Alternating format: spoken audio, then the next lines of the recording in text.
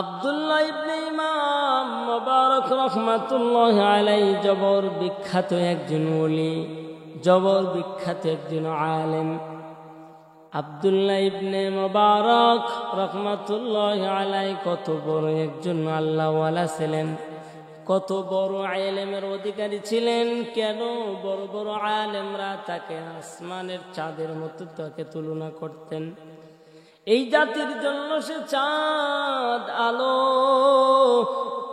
ইমাম মুবারক রাহমাতুল্লাহি আলাইহি কিন্তু তিনি একজন নরমাল ফ্যামিলির মানুষ ছিলেন না, তার ফ্যামিলিগত নরমাল ছিল না। আল্লাহ রাব্বুল আলামিন টাকা পয়সা ধন দৌলত দিয়ে আল্লাহ তাআলা তারে সফল বানিয়ে দিয়েছিলেন। ইমাম মুবারক রাহমাতুল্লাহি আলাইহি হজে যাওয়ার জন্য প্রস্তুতি নিচ্ছেন, রেডি হয়ে গেলেন। একটা ঘটনা সুন্দর করে বলি, কেন ইখলাসের সাথে আমরা যদি কোনো আমল করি আল্লাহ রাব্বুল আলামিন এই আমলটা ফালায়া দেন না, আল্লাহ রাব্বুল আলামিন আমলগুলি কবুল করিয়ে নেন। কেন ইখলাসওয়ালা আমলের দাম কত, ইখলাসওয়ালা আমলের দাম কত। ইখলাসওয়ালা কোনো আমলকে আল্লাহ রাব্বুল আলামিন বান্দার সম্মানের কারণ বানায় দেয়। ইখলাসওয়ালা আমল ইমাম মুবারক রাহমাতুল্লাহি আলাইহি হজে যাওয়ার জন্য মাল সামানা পটলা পাটলে সব রেডি হয়ে গেছে, এখন রওনা দিবেন। এমন সময় হঠাৎ করে তার সন্তান কান্না করতেছেন, দরজার মধ্যে গিয়া কান্না করে, কাঁদো কেন বাবা? বলে আব্বু ওই পাশের বাড়িতে গরুর গোশত রান্না হয়েছে, আমি একটু খেতে চেয়েছিলাম, আমার দেয় নাই, বরঞ্চ গলা ধাক্কা দিয়ে তাড়ায় দিয়েছে। ইমাম মুবারক রাহমাতুল্লাহি আলাইহি মনে করলেন কি ব্যাপার, কি আশ্চর্য ঘটনা, কেন আমার সন্তানকে তো গলা ধাক্কা দিয়ে ফালায় দেওয়ার কোনো কারণ নাই। কেন জানোনি, সমাজের ভিতরে মানুষটা যত দামি হয় তার সন্তান সন্ততিগুলাও দামি হয়ে যায়। ইমাম মুবারক রাহমাতুল্লাহি আলাইহি শুধু আলেমের জন্যই দামি ছিলেন না, ইমাম মুবারক রাহমাতুল্লাহি আলাইহি এমন একজন আলেম, ইমাম বুখারী রাহমাতুল্লাহি আলাইহি, ইমাম বুখারী রাহমাতুল্লাহি আলাইহির উস্তাদ ইমাম আযম ইমাম আবু হানিফা রাহমাতুল্লাহি আলাইহির ছাত্র ইমাম মুবারক রাহমাতুল্লাহি আলাইহি ওই সন্তানের কান্না দেখা বলে, বাবা তুমি আমার সাথে আসো তো দেখি, কেন তোমার গলা ধাক্কা দিয়া তাড়ায়া দিল, গরু গোশত রান্না করলো, আমার সন্তানকে কেন দেয় নাই? ইমাম মুবারক রাহমাতুল্লাহি আলাইহি দরজার মধ্যে দাঁড়ায় বলে, হে ভাই কে তুমি, কেন আসো তো দেখি, আমার সন্তানটারে গলা ধাক্কা দিয়ে তাড়ায় দিল কেন, কারণটা কি আমি জানতে চাই। ইমাম মুবারক রাহমাতুল্লাহি আলাইহি খুব দ্রুত তারা চেয়ার দিলেন, হুজুর আপনি বসেন। ইমাম মুবারক রাহমাতুল্লাহি আলাইহি চেয়ারের মধ্যে বসে পড়লেন। এমন সময় ডাক দিয়ে বলেন, হুজুর আমার ফ্যামিলির মধ্যে আজ 3 দিন হলো কোনো খাবারের ব্যবস্থা নাই, কি খাবো, বাসার মধ্যে খাবার জুটাইতে পারি নাই, আমরা কাজে গিয়েছিলাম, আমার কোনো কাজেরও ব্যবস্থা হয় নাই, তাই টাকাও নাই পয়সাও নাই, কেমনে কিভাবে আয় রোজগার করবো, রুটি রোজগারের ব্যবস্থা করব, বাজার থেকে কিছু আনতে পারি নাই। এদিক ওদিক তাকাইয়া দেখি রাস্তার মধ্যে একটা মরা গরু পড়ে রয়েছে, হাতের মধ্যে ছুরি ছিল, চামড়া একটু কেটে একটু গোশত নিয়ে এসেছি, কিন্তু গোশতটা হলো মরা গরুর গোশত। হুজুর আমার বাসার মধ্যে রান্না হয়েছে বটে, কিন্তু এটা তো মরা গরুর গোশত রান্না করা হয়েছে, মরা গরুর গোশত রান্না করেছি আর এটা আমরা খেয়েছি, আর এইটা আপনার সন্তানকে না দেওয়াতে যদি আপনি মনে কষ্ট পেয়ে থাকেন, আল্লাহর হস্তে মেহেরবানি করে আমারে মাফ করিয়া দেন।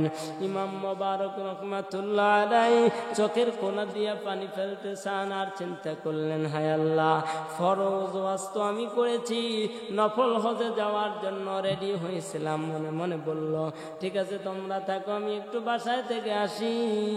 বাসার মধ্যে যাওয়ার পর ইমাম রহমাতুল্লাহ আলাইহি হজে যাওয়ার জন্য যা জামাল সামান গোছাইছিলেন সবগুলো নিয়ে পোটলা দরিয়া টাকা সহ ওনাদেরকে দিয়া বললেন, ভাই তোমার টাকাটা দিয়ে দিলাম, এই টাকা আর কোনোদিন ফেরত দেওয়া লাগবে না, এইটা নিয়ে তুমি তোমার পরিবার সংসার চালাও আর সামনে আগায়া যাও, তোমার এই দুঃখের দিন যেন না থাকে। ইমাম মুবারক রহমাতুল্লাহ আলাইহি ফ্যামিলির 5-7 জন মানুষের মুখে যখন হাসি ফোটায় দিলেন, এই 5 জনের হাসিতে আমার আল্লাহ রাব্বুল আলামিন এমন খুশি হয়ে গেল, কেমন খুশি কেমন খুশি। তার সহপাঠীরা যখন আসলো, ভাই চলো যাই, এখন রওনা দিব, সময় পেরিয়ে যায়। ইমাম মুবারক রহমাতুল্লাহ আলাইহি বলে, ভাই তোমরা যাও, আমি যাব না। কেন? কেন? বলে, না না আমার সমস্যা আছে, আমি এবার হজে আর যাব না। সবাই বলে, হ্যাঁ তুমি কেমন এই কথা বললা, তোমার কথার তো মূল্য নাই। টুপিওয়ালারা সামান্য ভুল করলে তারা হাজার হাজার ভুল করে, কোনো দোষ নাই। টুপিওয়ালারা সামান্য ভুল করলেই এমন পরিস্থিতি হয়ে যায়। ইমাম মুবারক রহমাতুল্লাহ আলাইহির বন্ধুরা বলে, ভাই তোমার কথার কি দাম নাই, তোমার কথার কি মূল্য নাই? তুমি ওয়াদা করলে তোমার জন্য আমরা হজে যাওয়ার নিয়ত করলাম, তুমি যাবে না। বলছে, ভাই আমার সমস্যা, আমি এবার যাব না, তোমরা যাও। ইমাম মুবারক রহমাতুল্লাহ আলাইহি যান নাই, তার বন্ধুরা গেলেন। সবাই গিয়া যখন মিনার ময়দানে গিয়া দেখে সামনে ইমাম মুবারক রহমাতুল্লাহ আলাইহি, এরপরে আরাফাতের ময়দানে গিয়াও দেখে ইমাম মুবারক রহমাতুল্লাহ আলাইহি। আবার যেখানে যায় সেখানে আগে আগে আগে আগে ইমাম মুবারক রহমাতুল্লাহ আলাইহি যায়। এরকম চতুর্দিকে দেখে আর বলে, হাই আমরা তোমাকে ধরার জন্য যাই, তুমি আগেই পারিয়ে কোনায় যেন ভিড়ের মধ্যে চলে যাও, ধরতে পারি নাই। ইমাম মুবারক রহমাতুল্লাহ আলাইহি এবার সবাই, সব বন্ধুরা হজ থেকে ফিরে আসার পরে ডেকে বলেন, ও ভাই তুমি যাবে না, মিথ্যা কেন বললে? আমাদের সাথে যাবে না, তুমি কার সাথে গিয়েছিলে বলো তো? বলছে, ভাই না ওয়াল্লাহি বিল্লাহি তাল্লাহ, কসম ওই আল্লাহর, আমি তো এবার হজে যাই নাই। বলে, যাও নাই কেন? কারণটা বলো। বলে, কারণ আমি পরে বলবো, তোমরা আগে বলো কি হয়েছে, ঘটনাটা কি তোমরা আমাকে জানায় দাও। ইমাম মুবারক রহমাতুল্লাহ আলাইহি যখন বলল, তারা ডাক দিয়ে বলে, ভাই আমরা তো মিনার ময়দানে আপনারে দেখলাম, এরপরে আবার যখন আমরা আরাফাতের ময়দানে গেলাম তখনও দেখলাম, মসজিদে নববীতে গেলাম তখনও দেখলাম, এইরকম দেখলাম। দেখার পিছনে কারণটা কি, মূল কারণ কি আমি আপনার কাছ থেকে জানতে চাই। ইমাম মুবারক রহমাতুল্লাহ আলাইহি ঘুমায় গেলেন, ঘুমের ঘরে স্বপ্নে দেখায় দিলেন, আল্লাহ রাব্বুল আলামিন, ইমাম মুবারক তোমার হজ আল্লাহ কবুল করেছে, আর তোমার হজের বিনিময়ে আল্লাহর অনেকের হজগুলি কবুল করে নিয়েছে। ইমাম মুবারক রহমাতুল্লাহ আলাইহি বললেন, ভাইয়া আমি হজে যাই নাই কেন? ফরজ হজ তো আমি করেছি, নফল হজে যাওয়ার জন্য প্রস্তুতি নিয়েছিলাম, যাই নাই। ওই টাকাগুলো দিয়া প্রতিবেশী দরিদ্র ছিল, মরা গরুর গোশত খাইতেছিল। ঘটনাটা আমার কানে আওয়াজ আসার পরে হজে যাওয়ার টাকা আমি তাদের দিয়ে দিলাম। এরে মুসলমান নবীর উম্মতের দল, বাংলার জমিনে কত মানুষ দেখে একবার, দুইবার, তিনবার পর্যন্ত হজে যায়, কিন্তু তার প্রতিবেশীর খবর নাই। প্রতিবেশী কত দরিদ্র অসহায়, আজকে অভাবের তাড়নায় মানুষ দুর্নীতি করে বেড়াইতেছে। মানুষের অভাবের কারণে আজকে কত অপরাধ সমাজের মধ্যে বেড়ে চলছে।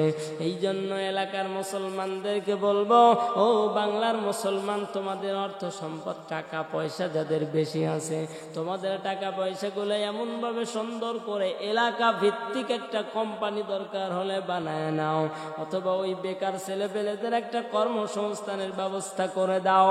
বেকার গুলারে ডাকো, ও ভাই আজকের পর থেকে তুমি কোনো অন্যায় করবে করবা না, অপরাধ করবা না, চুরি জেনা ব্যভিচার অত্যাচারের সাথে যাবা না, নিশায় জোরে যাইবা না, তোমাকে কর্ম দিলাম এই কর্ম করে করে খাইবা। ইমাম মুবারক রহমাতুল্লাহ আলাইহি হজে যাওয়ার টাকা দরিদ্ররে দিলেন, দরিদ্র সফল হয়ে গেল। এই জন্য আমরাও চেষ্টা করব, যদি আল্লাহ রাব্বুল আলামিন অর্থ সম্পদ এমন দেয়, এলাকার দরিদ্র মানুষদের পাশে দাঁড়াবো, তাহলে আমার আল্লাহ রাব্বুল আলামিন খুশি হয়ে যাবে। আমরা যদি একবার হজ করি, ফরজ হজ করার পরে নফল হজ উমরা না গেলেও তো অসুবিধা নাই। যদি অনেক টাকা থাকে, অসহায় প্রতিবেশীর পাশেও দাঁড়াবো, এরপরেও আবার হজও করে যাব। আরে মুসলমান, আল্লাহ রাব্বুল আলামিন যেন ইমাম মুবারক রহমাতুল্লাহ আলাইহির মতো আমাদের ঈমান ও আমল দান করেন, এরকম ভাবে যেন আমরা আমাদের জিন্দেগি প্রতিষ্ঠিত করতে পারি।